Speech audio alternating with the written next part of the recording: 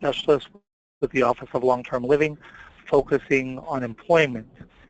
I'd like to welcome our service coordination entities and other listeners to our webinar on promoting employment among Social Security beneficiaries. This afternoon, conducting our benefits counseling webinar is Ms. Joy Smith, a head facilitator. Joy will conduct the benefits counseling webinar, which will focus on promoting employment among Social Security beneficiaries.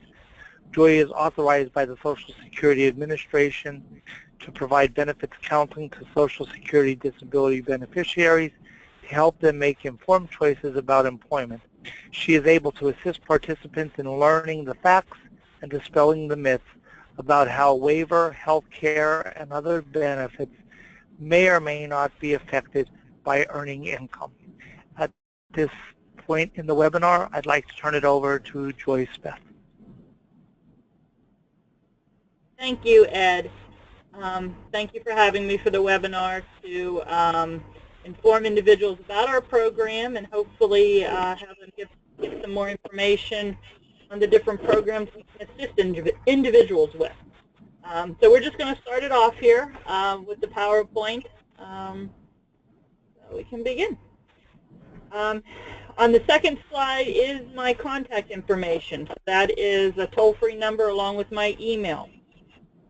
I am the contact for work incentive counseling here in Western Pennsylvania. There are entities throughout the state, specifically Goodwill and Disability Rights of Pennsylvania, who Goodwill covers the central part of the state, and Disability Rights of Pennsylvania cover the Philadelphia region. So there are other agencies that can assist you if you're in one of those areas of the state, and we'd be more than happy to get you contact information for those individuals also. Okay, so a little bit about AHEAD. AHEAD has been in existence since 1977. Our mission has always been to serve the community as a catalyst in the employment and development of persons with disabilities. We are a statewide organization. The second bullet there goes over a little bit about our employment support, who we help, different data on that. The third bullet there covers our work incentive counseling cooperative agreement. We have had this agreement with the Social Security Administration since 2001. So we have been doing benefits counseling since 2001, mainly through the support of the Social Security Administration. We've also received other grants throughout that time to expand our services. AHEAD also does coordinate the Pennsylvania Business Leadership Network. Okay. So this is the agenda of what we're going to talk about today. The scope of the problem, government benefit programs, concepts and nuances, employment, work incentive counseling, and lastly, the ticket to work.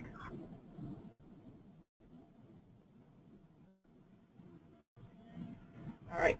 As a benefits counselor or work incentive coordinator for the past 15, 16 years, I have received a lot of phone calls and been in meetings with a lot of individuals that the statement that they usually start off with is, how much can I make before I lose my benefits? Or I don't want to work, or I only want to work part-time because I don't want to lose my benefits. We would like to change that mindset into, I want to work and be better off financially. I think this is something that's been going, has been coming to fruition even more throughout the past couple of years with Employment First and I Want to Work and all these types of things.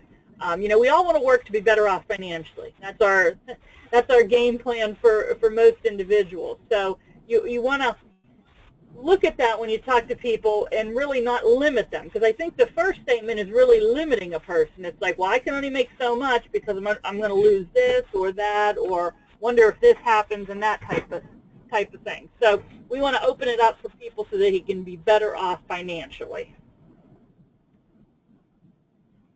You know, within the Social Security disability program, there's a lot of barriers to employment. You know, this is right in line with their program. There's a lot of fear. That, you know, it goes along with the second bullet. It's eligibility criteria. It's sometimes very difficult for people to become eligible for Social Security benefits. So once you become eligible, they're fearful of, okay, I wonder if I go and take this job, what's going to happen? There's a lot of wrong or partial information out there. The biggest myth I hear is individuals state via agencies or friends or themselves, well, I can work 20 hours a week and that's okay related to my Social Security benefits. That is incorrect. There has never been a rule such as that, but I do hear that a lot. And you know, sometimes it is okay for your benefits if you work 20 hours a week, but sometimes it's not. That is not a blanket statement that you can make. Complexity. I mean, none of these benefit programs are easy to understand. You know, we're going to spend some time today talking about a few different programs, but the very, very basics on these. These are tough for agency staff to understand, and it's very tough for the person to understand. Overpayments. These are a huge issue within Social Security, both for Social Security and for the beneficiary. You know, basically an overpayment is where Social Security paid the person too much money for whatever reason, and at some point they want that money back. So this causes a great deal of anxiety for people. There's no early intervention. Typically, whenever you become eligible for Social Security disability, you know, you start receiving your monthly check, and that's basically about it. You know, Social Security doesn't contact you and say, hey, you know, do you want to try to go to work? Here's some options, those types of things. So it's kind of, you know, you got to look for these answers on your own. Qualifying for disability benefits. There's 3 criteria for qualifying. You have to be able, or I'm sorry, you could be working, but your work has to be below something called substantial gainful activity. Substantial gainful activity is an amount that Social Security sets that says if you're making above this amount, you're not going to be eligible for Social Security disability. The substantial gainful activity amount for this year is $1,170 gross per month. The second criteria for qualifying is, you know, the disability has to meet physical or mental impairment. It has to meet their criteria. Duration. The disability has to be in effect for at least 12 months, or you think it's going to last at least 12 months. So, you know, it's a 3-prong with applying for benefits. You know, I receive a lot of calls from people that have a significant disability, but they're working above SGA, so they're probably not going to qualify for Social Security benefits. You have to have all 3 criteria in order to become eligible. So just as we're talking about this for a few minutes, imagine someone applying for this having to go through, you know, a lot of paperwork to get these 3 parts verified by the Social Security Administration. Okay. Backlogs. You know, it takes a long time to become eligible for Social Security disability. You know, the average processing time is 498 days. It's a long process. There's no way around that. Social Security is doing better with this, but there's a lot of people applying. So to get everything verified, it does take some time. Here's a little bit about overpayments. Based on this slide, it's 37.9% occur for work reasons. So that would be someone's working and either they're not reporting their earnings to Social Security, they didn't know if they had to, you know, they're holding off for some reason, but it's a large percentage is because of work. One of the things you should always remember is if you do have a person that you're assisting to get a job or they're already working, every month they have to send in copies of their pay stubs to the local Social Security office.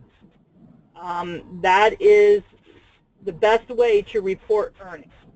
Even though they're working at, you know, a local hospital or wherever they're working and their taxes being taken out, it doesn't go through Social Security's system quick enough. So they either can drop off their pay stubs or mail them into the local Social Security office, There's also an app on the smartphone that you can report your earnings. I've had mixed results with that. Some people it works really well for, other people it doesn't. And then there also is a call-in number that you can report. It's a special number that Social Security has that you can call in and report your earnings. That I've had mixed results with also.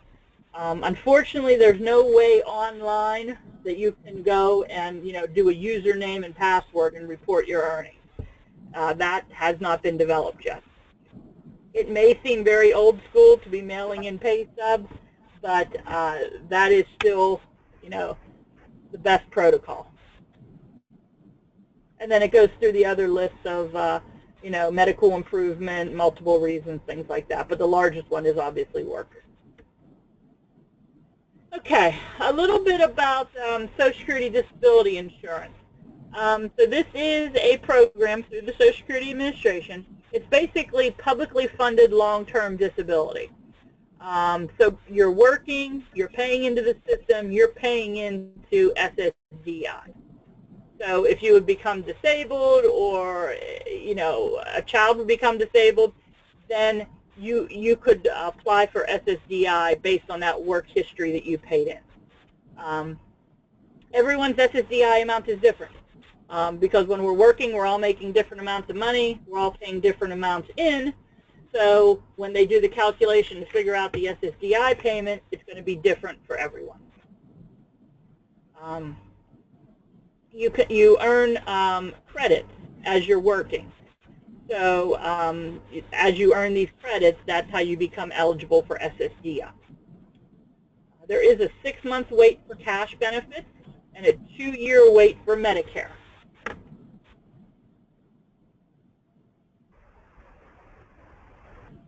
Work in SSDI. Basically, when you go to work and you're on SSDI, there's 2 different dollar figures you need to look at. The first one is attached to the trial work period. The trial work period is a 9-month period where you can go to work, make any amount of money you want to, and you would still keep your full cash benefit. Now, for this trial work period to start, you need to earn a certain amount of money. That amount for this year is $840 gross per month. So as you're working, if you start a new job this year and you start working and making $900 and you're on SSDI, you would start your trial work period. But it's exactly what it sounds like. You're trying it out to see how it goes. Nothing's going to happen to your cash benefit. Now, after this trial work period is over, then you go into something called your extended period of eligibility. That's a 36-month period, where during that time, if your earnings are above substantial gainful activity, then you would not be eligible for your Social Security cash benefit. If for any reason your earnings go below substantial gainful activity, then you would be eligible for your cash payment for that month. So during this 36-month period, you could be up and down in status. You could some months receive your SSDI check, other months you might not. It all depends on how much money you're making. So it's extremely important that during this time, you are sending in your pay stubs to Social Security and keeping everyone updated so that they know if they should be sending you a check or if they should not be sending you a check. This is where, a lot of times overpayments occur, because if you're not sending it in a timely manner, then they're not going to be able to keep up to date with it. If you keep up, in a timely manner, then Social Security will know when or when not to give you your Social Security check. As I said before, substantial gainful activity is $1,170 gross per month. So during that extension period, any months you're over $1,170 in earnings, you would not be eligible for your Social Security check. But for any reason you would go below $1,170, you would get your check back.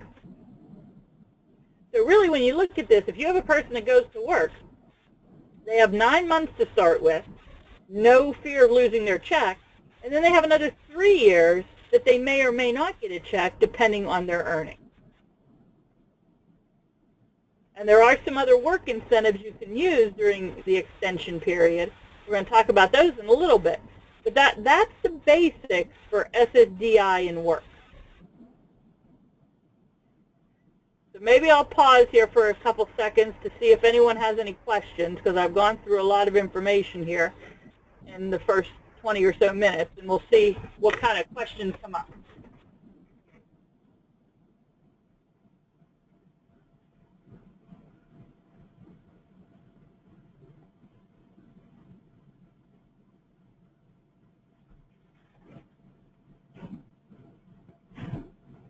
Okay.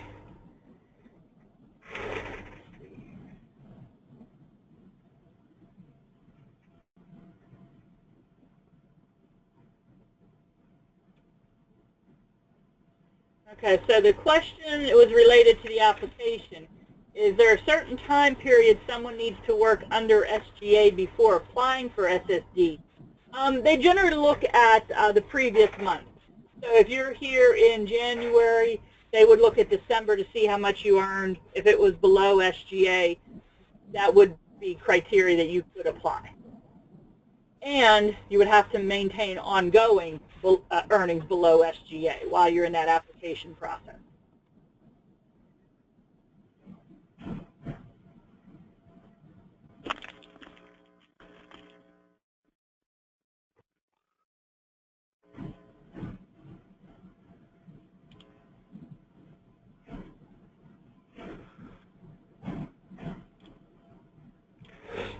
Excuse me, Joy, this is Ed. Perhaps it would be better if they could hold questions until the end and let you get through the presentation.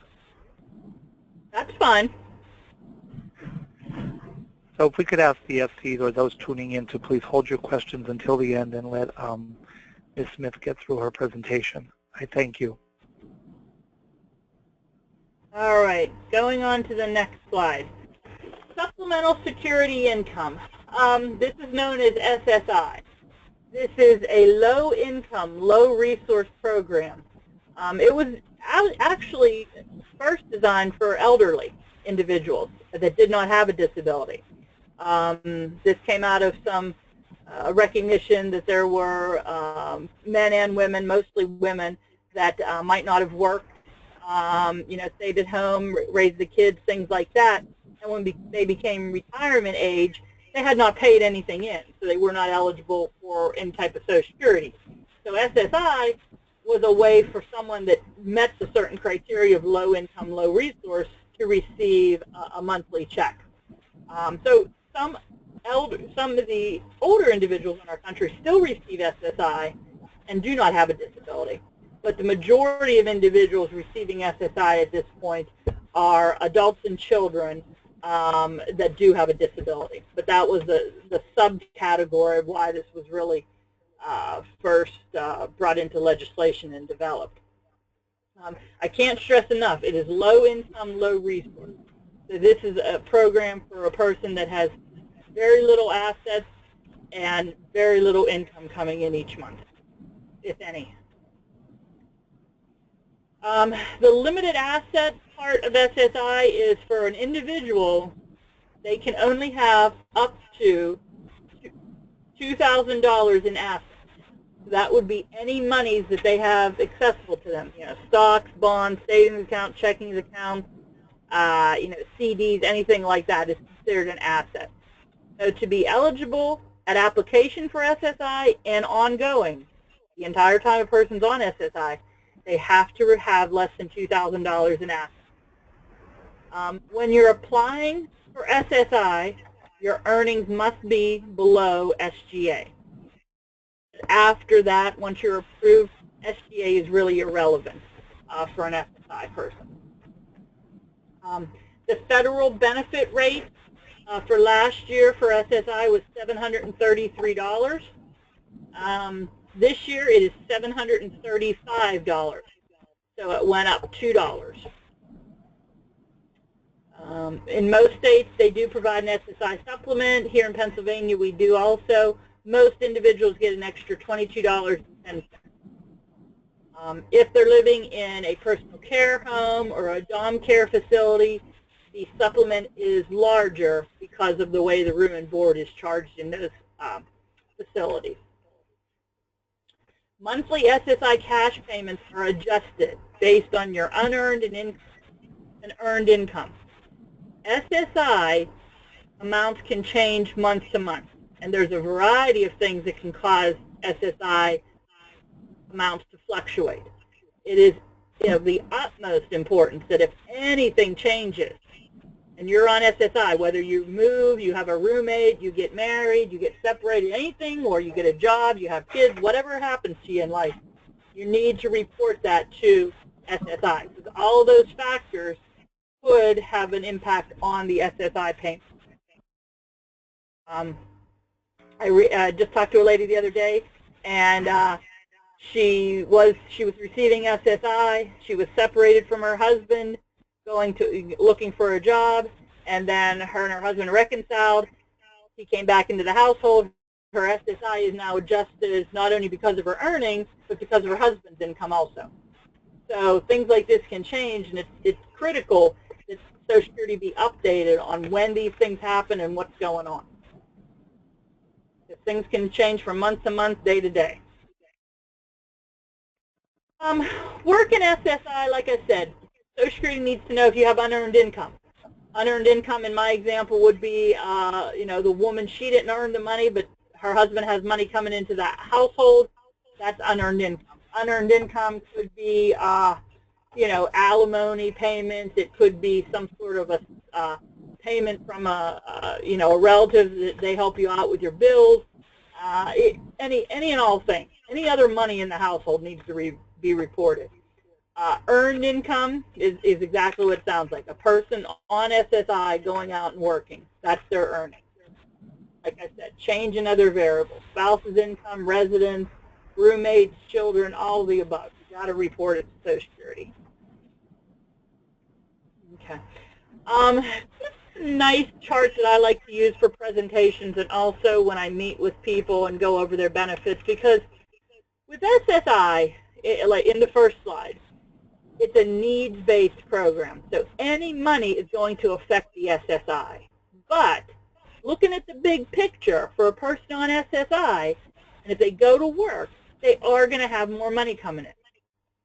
So like in that first column there, the person's not working. They're just getting their SSI. So they're having $733 come in. Now in column 2, a person goes to work and makes $545. They are still going to get $503 from SSI. So when you add those two numbers together, you're looking at over $1,000 in total monthly income, which is more than the person was getting on just SSI. And it just goes up the span. In column 4, the person's making a little over $1,000, and they're still getting a $231 SSI check. So whenever we go back to the earlier slide where I said about being better off financially, it's key to point out to people, yes, that SSI is reduced, but you got your money from your job coming in, so you have more money. If you just stop and say, well, your SSI is reduced down to $231, that's not going to get us anywhere. You have to bring it back to the big picture saying, but you got the money from your job. And I think also, working, we all work to pay our bills and do better for our families and things like that, but, a lot of people want to work to feel more productive, have a sense of purpose, to meet new people, learn some things. Get out of the house. I talk to a lot of people and, it's like, I've been on disability for a while. I can't do what I did before, but I want to do something. I'm used to work and I want to get out of the house. I need to feel productive. So it really, really does help their situation. Now you see in the graph itself, there's a couple things up there called 1619A and 1619B. Those are regulations from the Social Security Administration, and they really discuss a person's medical insurance. So in 1619A, That basically says, yeah, your SSI is reduced, but nothing's going to happen to your medical assistant. It's going to stay exactly the same.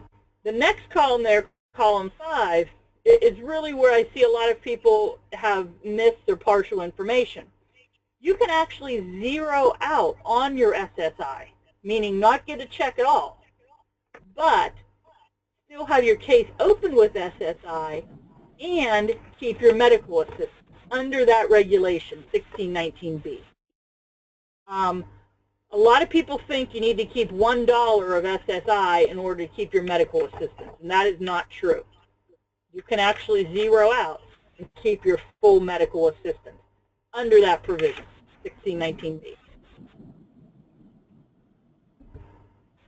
You know, and we just go through, you know, I mean, in column 5, I mean, that person's working, making double what they were on SSI, but they still have the safety net of, okay, yeah, my case is still open with SSI in case something happens to my job, and I keep my full medical insurance. So we really look at this as an incentive for individuals to at least try to go to work.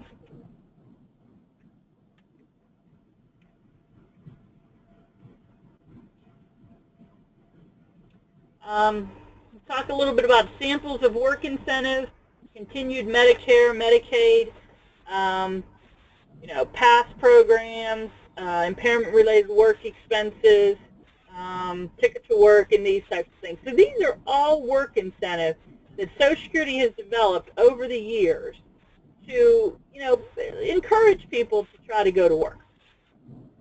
So the first one is Medicare and Medicaid. We already talked a little bit about Medicaid, that you're not going to lose your medical assistance if you're on SSI. For Medicare, that's the medical insurance you're eligible for if you're on SSDI. So for those folks, Medicare stays in place for at least 8 years after the trial work period ends. So they have that 9 months where they can make as much as they want, nothing happens to their cash, and they keep their Medicare. And then the Medicare stays for another 8 years. A lot of times we see people that are on Medicare and Medicaid. So, you know, they do have to follow 2 different sets of work incentives, but both of them are to try to encourage person to work and keep their medical insurance. A PASS program. A PASS program is another work incentive where it allows a person to save money for a specific work goal. A lot of times people use passes to maybe save money to go to college if they need tuition. Some people will use a pass to save money to start their own business. Sometimes, depending on the situation, this isn't applicable to everyone. You can use a pass to save money to purchase a vehicle. For example, I'll elaborate on that one a little bit more because a lot of times people hear that and think, oh, okay, Social Security can help me get a car. Yes, they can, but the PASS is a plan for achieving self-support. The first thing is Social Security, if you want to proceed with this, they want to know how much money you intend on making. So, you know, we can't predict the future, but if you want to have a game plan of, okay, I'm going to go out and I'm going to be making, you know, enough to support myself without my cash benefits.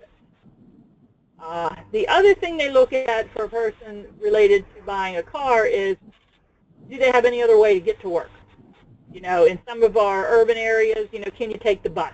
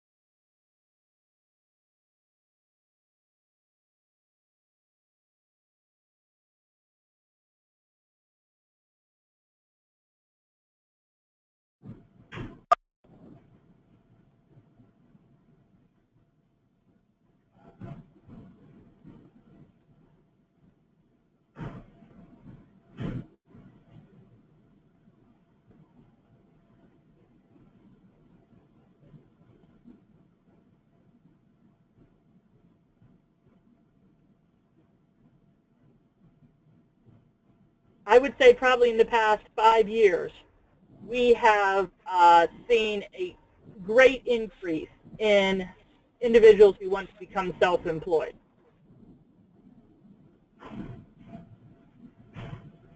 I'm not sure if you can still see my PowerPoint because my screen just went blank.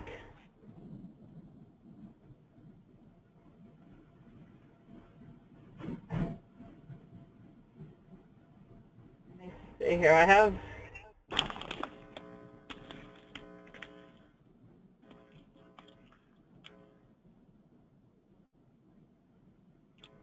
Joy, this is Ed. The PowerPoint is on sample of work incentives. You can still see it? Yes. Oh, okay, great. Great. All right, because I can't see mine. All right, let me pull it up here. It just went. I don't know what happened there. All right, let me pull it up on this other screen here so I can make sure I follow along. Okay. All right. Oh, there it goes, I think. Okay. Like I was saying, self-employment has become very, very popular in the past 5 years. If anyone is working with someone that is interested in self-employment, they would definitely need to see a work incentive coordinator. There's a lot of different options for a self-employment, how you report that. It's not really a cut and dry type of issue. It's based on, you know, how much the person's making, what they're doing, their profit and loss statements, all those types of things. So that gets, I would encourage you to reach out to a work incentive coordinator if you have anyone thinking or doing self-employment. You know, this really runs the gamut. I mean, we have individuals that are writing books, getting, you know, royalties from that, you know, opening up, we have a person in a very rural area that have opened up a little mom and pop like type convenience store. You know, so it really, it's, you know, it goes from anything to everything you could possibly think of.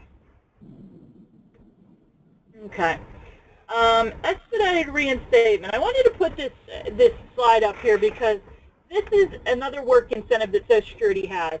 Basically what it does, if a person would work themselves off a benefit, meaning, you know, they've achieved SGA, they're out of their 9 months, they're out of their 36 months, and they're no longer receiving a Social Security check. After those 36 months, Social Security is going to close that case. Through expedited reinstatement, that person can get their benefits back, if needed, in a quicker fashion.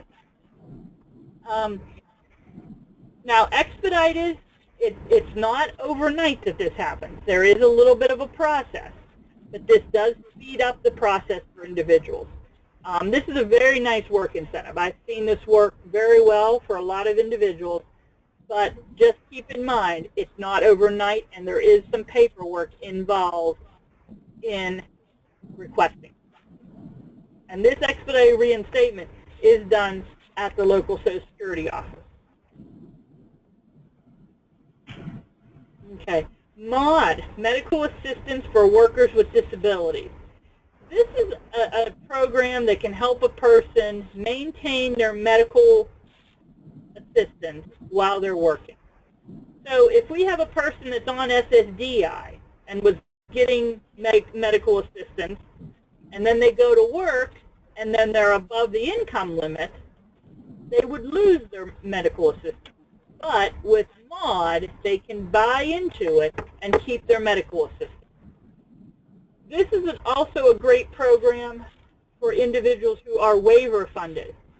Many, many, many individuals who are on PA waivers are concerned that if they go to work, they're going to lose their waiver coverage. MAUD is a different category of medical assistance, but it is medical assistance. So with buying into the MAUD program, the person can maintain their Medicaid waiver eligibility. You do have to pay a premium each month for this. It's 5% of the individual's countable income. It's not a straight income figure. They do a little bit of deductions and things like that. You know, the average MAUD premium payment I believe is around $54, $55 a month. So it's very reasonably priced for very, very good coverage. Whether you're waiver eligible or non-waiver eligible, I mean, it's very good insurance.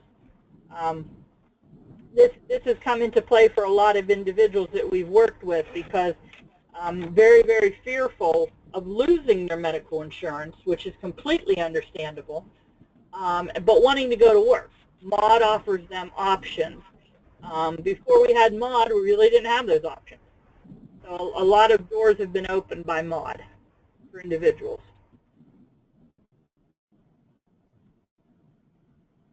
Okay. Here's some requirements for MAUD. You have to be at least 16 years old, but less than 65. You have to be employed, so it's medical assistance for workers with disabilities. You have to be either receiving SSDI or meet the Department of Public Welfare disability standards. So you do not need to be on SSI or SSDI to get MAUD, but you do need to meet DPW or DHS's standards for a disability. There is a needs base to it, but it's much larger than the regular medical assistance. The nice issue with MAUD also is you can have resources or assets up to $10,000. So with regular medical assistance, it's $2,000. And then the income exclusions, you know, they don't count the first $20 on unearned income. They deduct some transportation costs, you know, when calculating if you're eligible. It's a very, very nice program. I would recommend that if you have anyone that needs to apply for this, applying online through Compass is a great way to do it. It seems to be a lot quicker also than doing the paper application. ABLE. So ABLE is launched here in Pennsylvania. The last time I did this webinar a few weeks ago, it was not launched yet, but now we are up and running. So there is a website you can go to and start your ABLE account. You know, PA Achieving a Better Life Experience. It's administered by the Treasury Department. You can save up to $14,000 per year in this account. And it really has a wide range of disability-related expenses. I mean, it runs from job coaching to accommodations for your home to transportation, anything.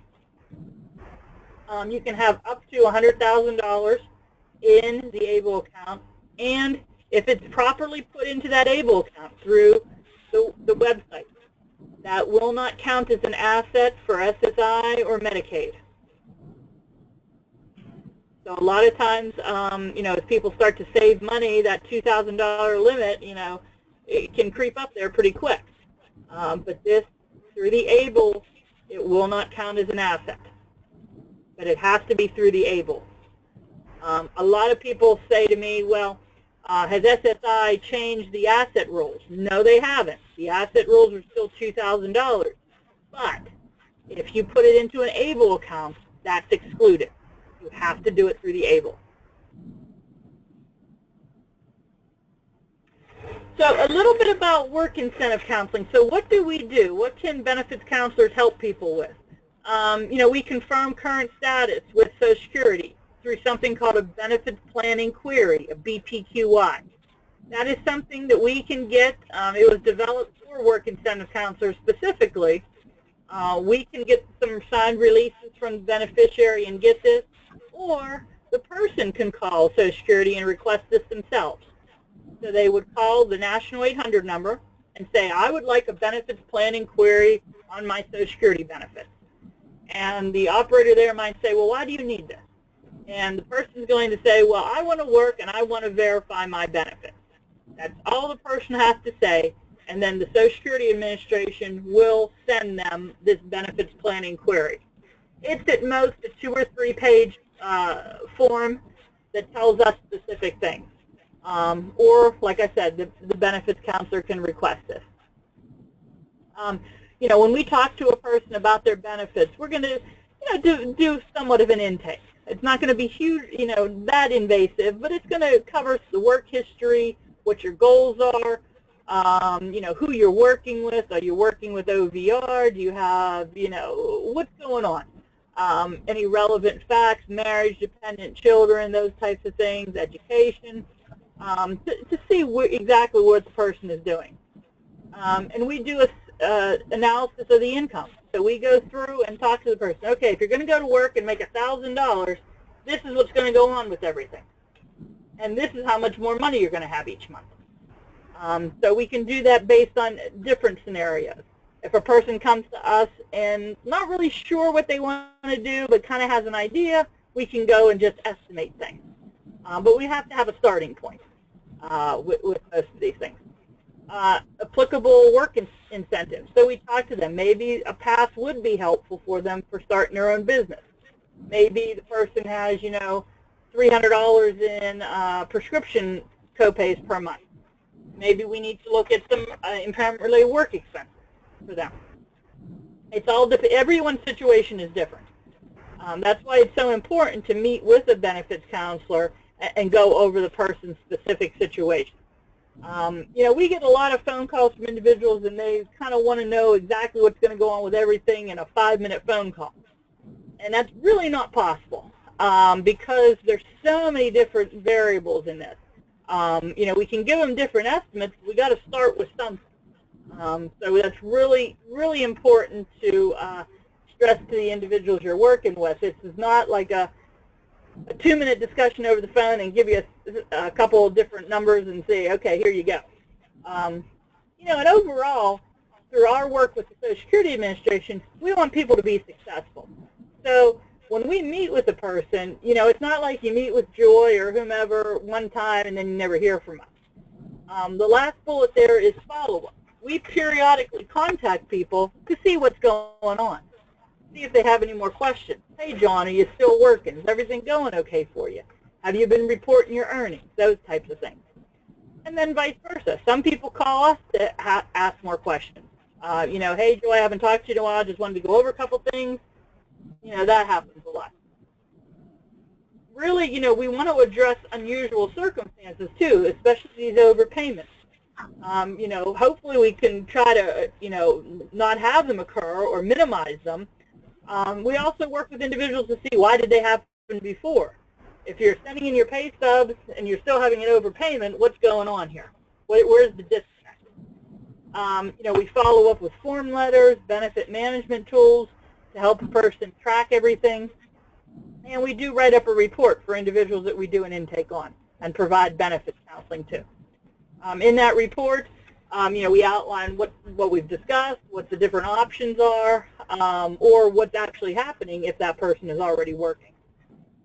So that is sent to the person, usually via mail, and then we discuss that with them. We can also, meet with them and go over it, any of the support team that they have to kind of give everyone an idea of what's going on. So WIPA stands for Work Incentive Planning and Assistance Program. That is the collaborative agreement we have with Social Security. Like I said earlier, there's 3 of us here in Pennsylvania, HEAD, Disability Rights at PA, and Goodwill Keystone. All work incentive counselors through these programs are nationally certified. So that certification comes from Virginia Commonwealth University. We have to maintain certification in order to do this job. That's a mandate. We are constantly going through new training, making sure everyone's aware of what's going on, any changes that are out there, so that we're giving the most accurate information to the beneficiaries. Work incentive counseling, we can work with anyone age 14 and older who are working, actively pursuing work, or planning for employment. So our role is to help people who have questions about working and how all these work incentives play into each other. We do not help with eligibility. For example, I got an email earlier from an agency that one of their clients is getting married in June, and they want to know what's going on with their Social Security benefits. That is not my area of expertise. So I referred them to the local Social Security office. Now, if that young lady was going to go to work, I'd be more than happy to talk to her. and help her out. But as far as the eligibility, uh,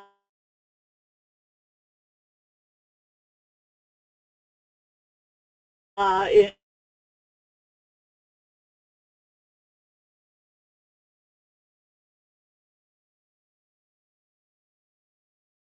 her situation, they'd look at the husband to the social, what they can and you know how to do it within the. So the next slide is going to be the ticket to work. Hopefully most of you have heard of this. Back in 1999, this legislation was passed, and it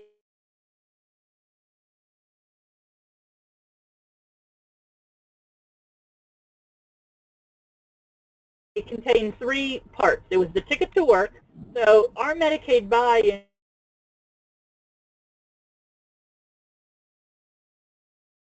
here in Pennsylvania is MAUD.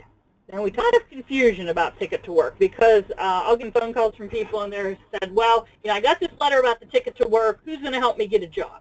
Or what goes on with my benefits? The ticket to work is a way for a person to access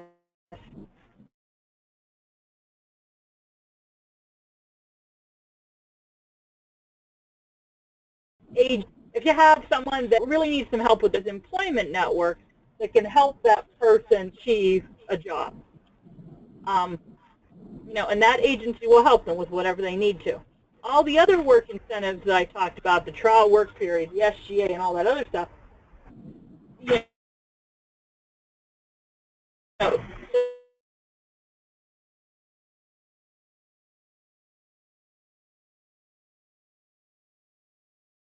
that person's still eligible for it doesn't change. That's not true. The Ticket to Work is a funding program that can help a person find a job, and they're not separated. You know, and most of the agencies that are accepting these tickets, there's no waiting list. It's a quicker processing for individuals. It's still paperwork. I mean, there's no way of getting around paperwork, but it is a quicker program. And periodically, you might have people that's on your case that say, hey, I got this thing, periodic, just to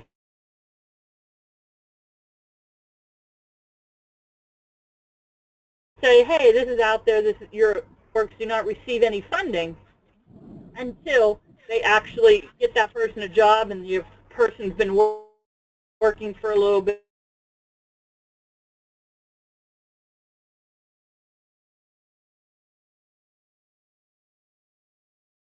They get a little bit more money after 3, those types. You know, really you need to ask individuals about their benefits. What's going on? Do they have questions? I know this is a necessary question to ask. You know, seek technical assistance. If you're not sure of something, reach out to one of the WIPA providers. You know, I think we all need to do this, promote financial independence. We want to make things better for the people we're working with, make them better off.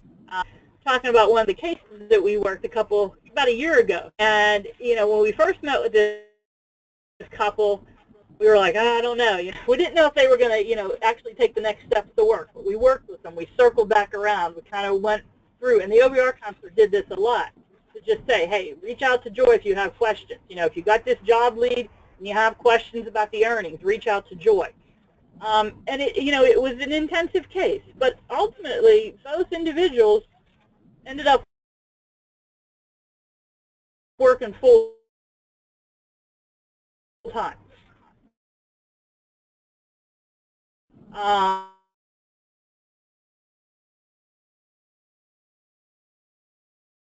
You know, full time first, then the husband benefit. He sat down with me one time and said, oh yeah, Joy, I'm going to go and earn above SGA and get off my benefits. That was not the case at all. It was a very slow process, but within a year, 18 months, both of the individuals are off their Social Security benefits. And, you know, when I say that, that's not the goal of all these programs. It's to promote a better financial picture for people, and that's really what it did for this couple. You know, they were both on Social Security disability. They were both together in their home all day long. They started to have some issues, just a little bit too much togetherness, which probably most of us can relate to. And they just saw like they were kind of stuck. And, you know, going out, and she got to meet some people at work, felt better about herself, had more self-confidence. You know, it's just really, it was an all-around a great use of a collaborative agreement. But, you know, it takes time. It's not like a one-time thing that you mention to your clients, hey, do you want to talk to a benefits counselor? And if they say, no, I'm not ready, you got to, you know, maybe in a month or 2 months or what have you. But it needs to be brought up, because maybe not at that moment, maybe not in the future. But that was a good reflection, I thought, on a discussion I had yesterday. And it was kind of like, yeah, when we first had that meeting, it was like, I don't know about this, but they stuck with it. And, you know, they were motivated also. That was a very positive, positive story. That is all I have for the presentation today. So, Ed, if you want to mention anything, or if you just want to open it up to questions, either or is fine with me.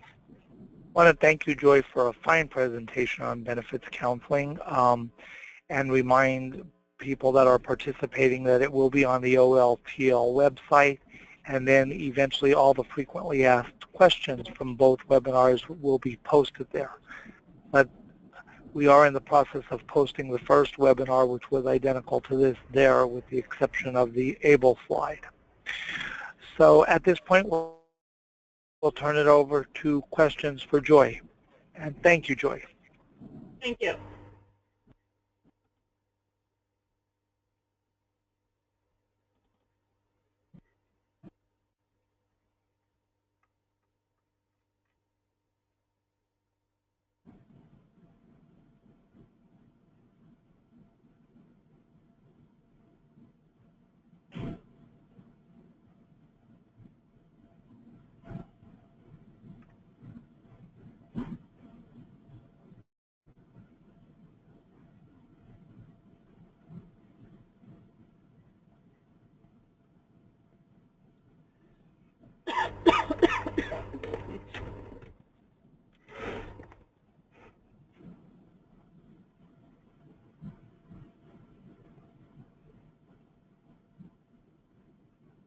I would encourage questions at this time. Now's your opportunity.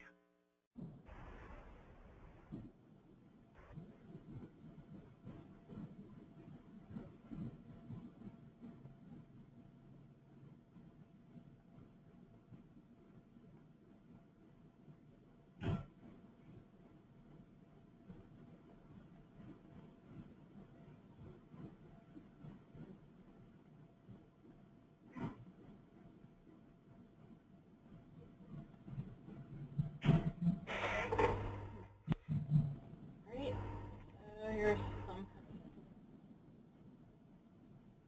So one of the questions was, how can they get a PowerPoint copy of this presentation? I'm sorry, Ed, you said it's on the Office of Long-Term Living website? Yes, under the training.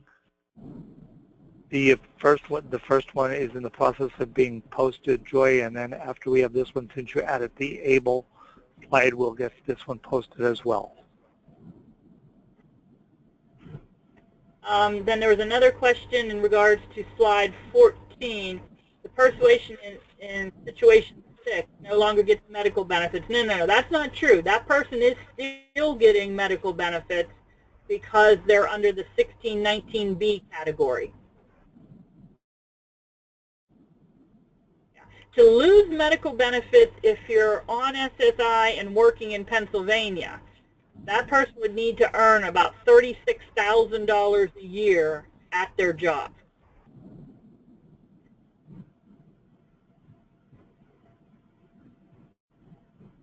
Okay. The next question is, can we please have the contact information for Disability Rights Network of Pennsylvania?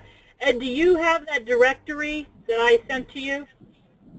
Or how do you want to disperse this information?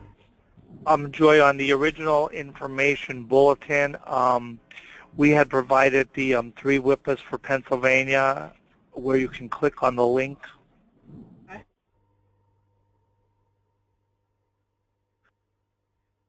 So that would be the best way to go because it lists all 3 of the SSA certified WIPAs, namely Your Organization Ahead, Disability Rights Pennsylvania, and Keystone Goodwill. So they already have access to that.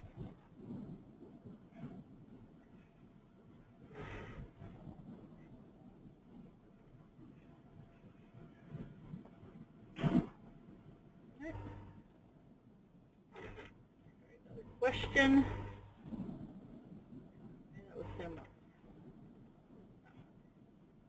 Oh, the sound cut out while you were talking about work incentives. Would you be able to briefly say something about preferential job placement and reduction of countable income? Well, the job placement on that slide more or less related to the ticket to work, so that you can access those employment networks and they can help you obtain a job. As far as countable income, I think I referred to that under the impairment-related work expenses.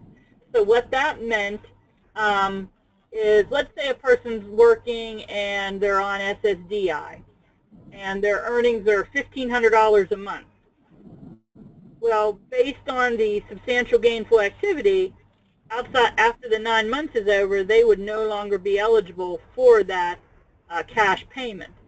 But if they had impairment-related work expenses of $500, for example, then and they were approved by Social Security, then that would have brought the countable earnings for that person down below substantial gainful activity, and therefore they could have kept their check. So it's a way of reducing the countable income.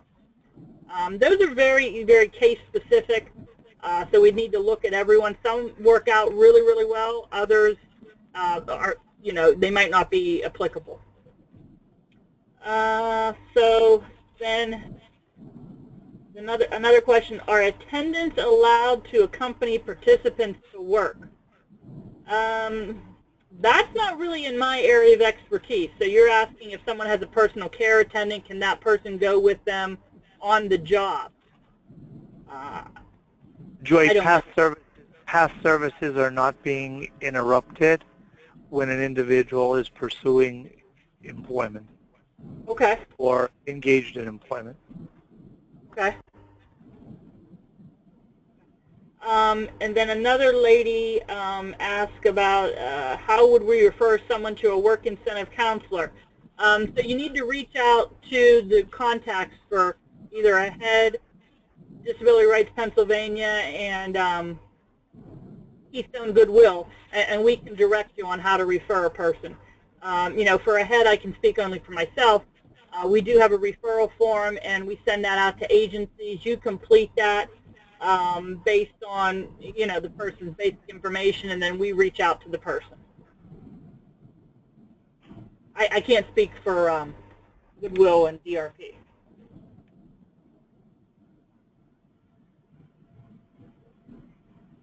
Some more people asking about the PowerPoint, so that's, we talked about that, so that's on the website under training. As far as resources that I mentioned, another person asked about the resources. I'm not sure which ones you're referring to, so can't really answer that. Joy, can you tell me how SNAP benefits would be affected by trial work experience, such as a work-based learning experience? SNAP benefits are a needs-based program also, so more than likely the SNAP benefits are going to be affected during the trial work period. The trial work period is a work incentive specific to SSDI, but that doesn't cover all the other benefits. And depending on the person's situation, do they have kids under the age of 18? Are they under the age of 18? What's going on? SNAP can fluctuate, but I would say it's probably a good likelihood that the SNAP benefits are going to be reduced. Joy, that would be a good question for them to refer to their case.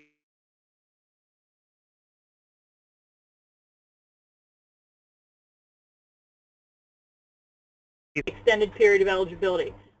Yes, it's 36 months. 3 years is how long the extended period of eligibility lasts.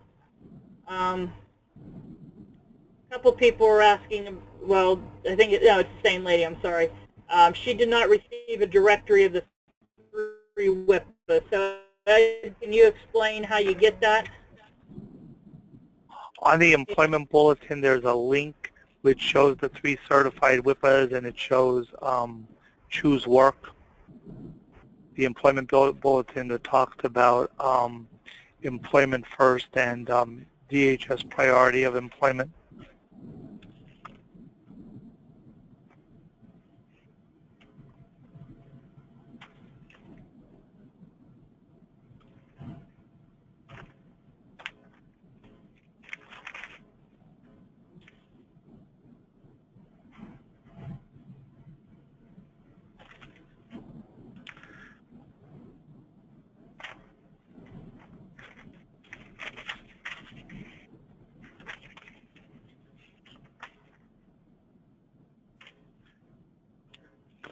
Joy, excuse me, the bulletin says the comprehensive list of WIPA organizations for the Commonwealth of Pennsylvania can be found at, and it gives the link for that. And that employment bulletin from the Office of Long-Term Living was employment bulletin number 59-1607.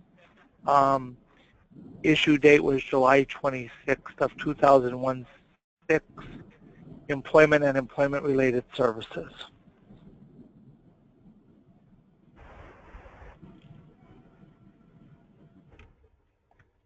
Excuse me, Ed, another question came through. I think this is just a statement, the Ticket to Work hotline phone number, and then she listed there, so I'm not sure if she's asking to confirm that or if that's a statement. I'm guessing it's just a statement. If someone's having some difficulty, please feel free to contact me at my office or email me.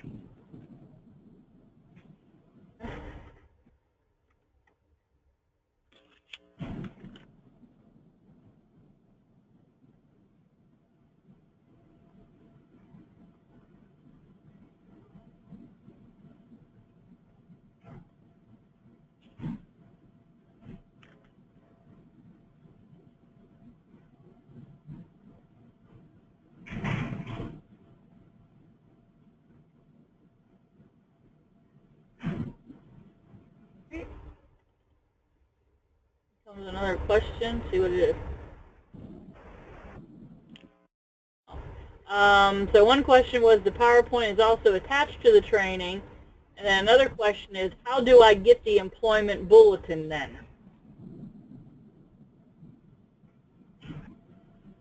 The employment bulletin also would be posted on the OLTL website.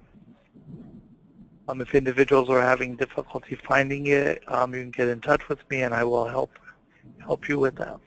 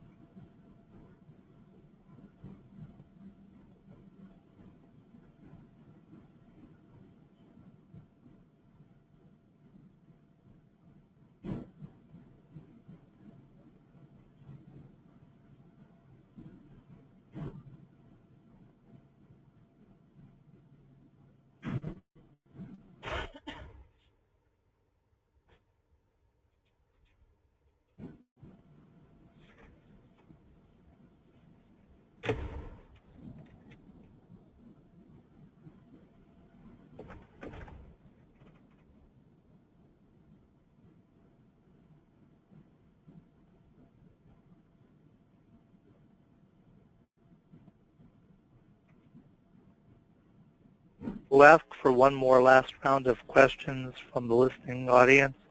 If you have any questions, we'll do one more call for any questions you may have for Ms. Smith from ahead.